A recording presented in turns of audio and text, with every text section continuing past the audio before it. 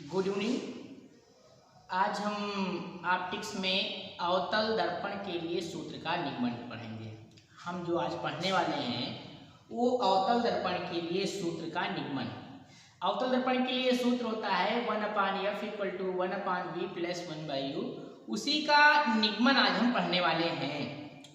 अवतल दर्पण के बारे में मैंने आपको बताया है कि गोलीय दर्पण जो होता है वो आपका दो प्रकार का होता है। एक उत्तल दर्पण होता है, एक अवतल दर्पण होता है।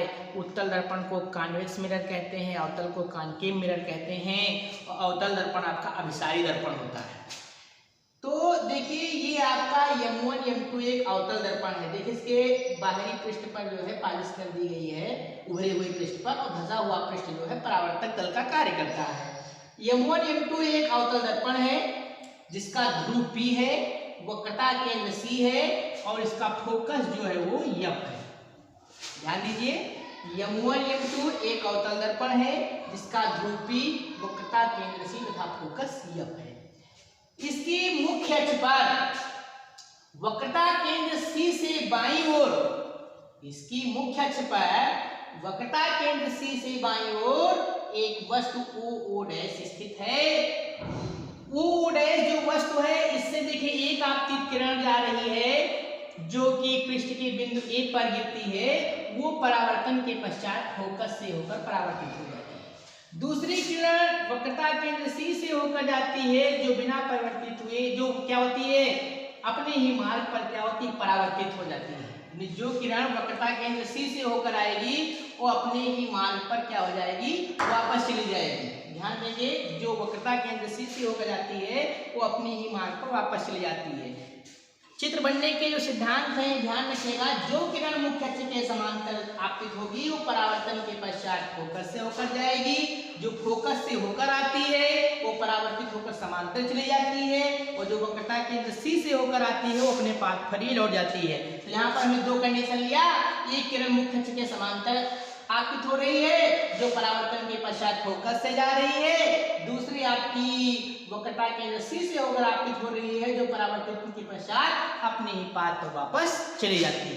ठीक है, तो जो दोनों परावर्तित किरणें हैं ये इस पॉइंट पर इंटरसेक्ट कर रही हैं, तो इस प्रकार जो OO' है इसका प्रतिबिंब II' बनता है। प्रतिबिंब वक्रता केंद्र C और फोकस F के बीच बनता है। प्रतिबिंब वास्तविक होगा, उल्टा होगा, आकार में वस्तु से छोटा होगा, यानी रियल है, इन्वर्टेड है and smaller than the object. हमेशा याद रखिए जब कभी प्रतिबिंब वक्रता केंद्र C और फोकस F के बीच बनता है तो क्या होता है डिमिनिश होता है, अर्थात वस्तु की तुलना में उसका प्रतिबिंब छोटा बनता है, आपको ध्यान में रखना है, और वास्तविक तथा उल्टा होता है। अब हम क्या करेंगे, यहाँ पर दो त्रिभुज हैं, देखिए हम लिख रहे हैं एक त्रिभुज प्रूफ मैं आपको बता रहा हूं। एक त्रिभुज आपका है OO'C, देखिए OO'C ये सिमिलर हो जाएगा, इसको समरूप कहते हैं त्रिभुज II' के। ध्यान देंगे OO'C सिमिलर होगा II' के। क्यों? क्योंकि ये कोण 90 अंश है, यहाँ पर ये कोण 90 अंश है, और ये कोण सम्मुख कोण है, वर्टिकली अपोजिट है, इसलिए बराबर होंगे। और जब एक त्रिभुज के दो कोण दूसरे त्रिभुज के दो संगत कोणों के बराबर होता है तो त्रिभुज समरूप होता है, और जब सिमिलर हो गया या समरूप हो गया तो उनकी संगत भुजाओं को हम अनुपात के रूप में लिख सकते हैं। तो पहले त्रिभुज हमने लिया है OO'C, तो जब इसकी भुजा OO' लेंगे तो इसके संगत भुजा इसकी हो जाएगी II' हो जाएगी। जब हम OC लेंगे तो OC के संगत भुजा आपकी IC हो जाएगी, समीकरण नंबर इसको 1 मान लेंगे। ठीक है, इसी प्रकार देखिए दूसरा त्रिभुज, इसी प्रकार त्रिभुज आपका हो जाएगा MAF, ये सिमिलर हो जाएगा II''CF के। ध्यान देंगे त्रिभुज MAF ये सिमिलर हो जाएगा II''CF के। कैसे? यहाँ पर ये कोण 90 अंश होगा, यहाँ पर ये कोण 90 हो जाएगा और ये कोण इस कोण के बराबर हो जाएगा, त्रिभुज समरूप हो जाएगा। जब त्रिभुज समरूप हो जाएगा तो तो इसके संगत भुजाओं को भी हम अनुपात के रूप में लिख सकते हैं। यानी आपका हो जाएगा यम ए बटे आई डैश बराबर यम एफ बटे आई एफ। ठीक, अब इसके बाद में देखो, परंतु जो यम ए है इसको हम ओ डैश लिख सकते हैं। देखिए यम ए ये है, यम ए और ओ डैश आपस में बराबर होंगे। क्यों? क्योंकि ये भुजा समांतर है। जब ये मुख्य अक्ष के समांतर है, जब दो किरणें समांतर होती हैं तो उनके बीच की लंबवत दूरी हर जगह समान होती है, इसलिए ओ डैश और यम ए आपस में बराबर होगा। तो अब हो जाएगा समीकरण नंबर 1 से ओ डैश, सॉरी अब यहां पर आ जाएगा यम ए अपान, यम ए के स्थान पर क्या लिख देंगे, ओ डैश लिख देंगे। तो O dash upon I dash बराबर यम एफ अपान आई एफ हो जाएगा। ध्यान देंगे, समीकरण नंबर 1 2 हो जाएगा। यानी क्या क्या, यम ए के स्थान पर हमने ओ डैश रख दिया। अब दो समीकरण हो गए। दोनों समीकरण में देखो, पहले समीकरण का लेफ्ट हैंड साइड और दूसरे समीकरण का लेफ्ट हैंड साइड बराबर है। जब दो समीकरणों के लेफ्ट हैंड साइड बराबर होते हैं तो उसका राइट हैंड साइड भी बराबर होता है। तो इस तरीके से देखिए, कहेंगे समीकरण 1 तथा 2 से,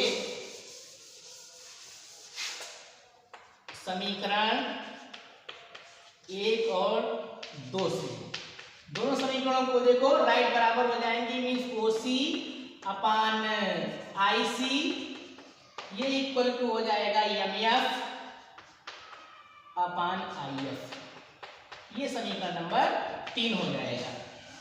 अब इसके बाद में फिर चित्र को देखिए, जो बिंदु यम है, एम देखिए मुख्य अक्ष पर डाला गया विलंब है। बिंदु यम बिंदु पी ध्रुव पी के बहुत ही समीप है। यानी जो यम बिंदु है ये ध्रुव पी के बहुत समीप है, और तो जब बहुत समीप हो जाएगा तो एम को हम एफ कह सकते हैं। तो कहेंगे परंतु एम अप्रॉक्सीमेटली इक्वल हो जाएगा एफ के। तो जब एम एफ के इक्वल हो जाएगा तो अब क्वेश्चन नंबर 3 आ जाएगी, ओसी अपान आई सी बराबर एफ अपान आई एफ हो जाएगा। ये समीकरण नंबर 4 हो जाएगा।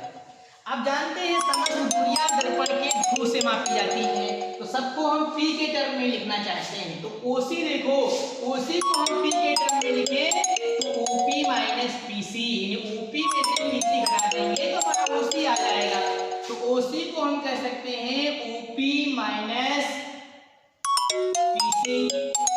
ऐसे ही आईसी को हम कह सकते हैं पीसी माइनस पीआई। ऐसे ही एफ में पी है तो एफ पी ऐसे रख देंगे, और आई एफ जो हमारा है इसको P I minus P F कह सकते हैं।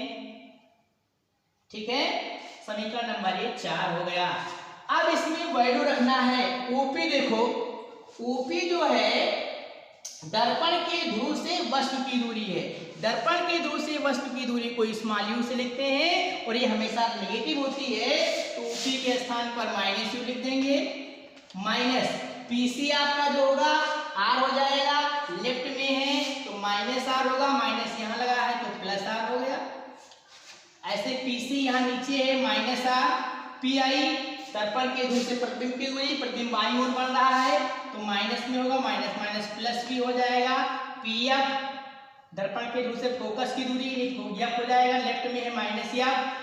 पी आई माइनस भी है, लेफ्ट में होगा, और पी एफ आपका minus F minus minus plus F हो जाएगा। अब इसके बाद में हम चित्र को मिटा देंगे।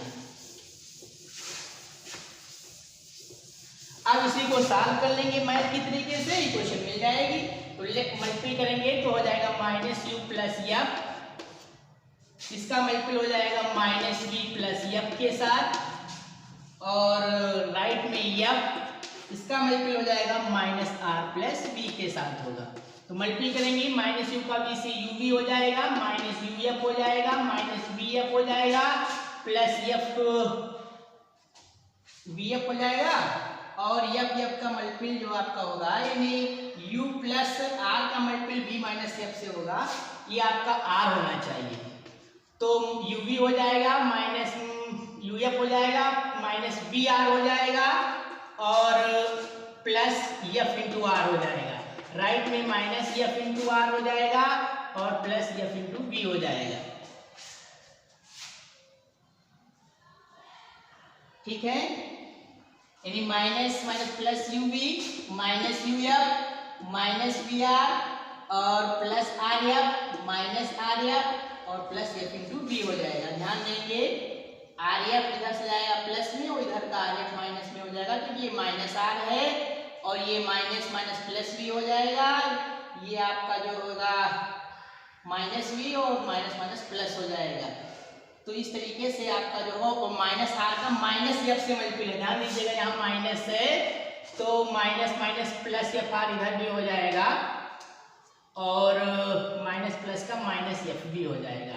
एफ आर से एफ आर आपका कैंसिल हो जाएगा। हमने क्या किया, इसको इससे मल्टीप्लाई कर दिया, इसको इससे मल्टीप्लाई कर दिया।